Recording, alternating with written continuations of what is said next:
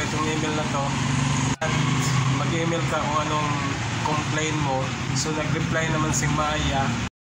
So guys, naranasan mo ba ito na hindi ka makakontakt ni Maya support? So sa akin kasi ngayon may problema tayo, hindi tayo makapasok or hindi tayo maka-login sa Maya account natin. So may pera tayo doon na dapat kunin, pero yun nga, hindi tayo maka-login. So nag-try na akong mag-contact sa customer support sa mga number nila at nag-email din tayo sa customer support nito, pero yun, ang balik sa atin is hindi na daw yung ginagamit.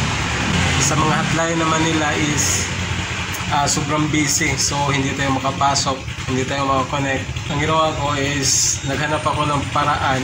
So ni-review ko yung mga complaint ko dati at doon may nakita ako na deny ko. So lagyan mo ng docs yung una, docs dash itong email na to at mag-email ka kung anong complain mo. So nag-reply naman si Maya, pero auto-generated yung reply, pero may ticket number, nagbigay siya ng ticket number. It means na na-connect na tayo or na-receive nila yung complaint natin, pero wala pang physical na tao na nagre-review sa complaint natin.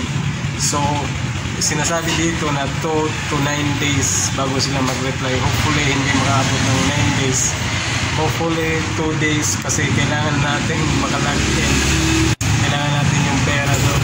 Kung ikaw ang may problema din sa pag-login ni Maya at kailangan mong pumuntak sa customer support, so ito yung email, pwede.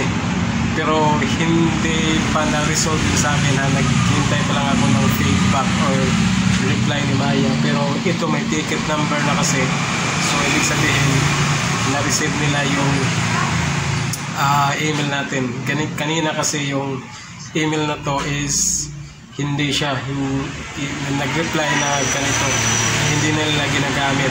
So yan lang sa video na to, at syempre subscribe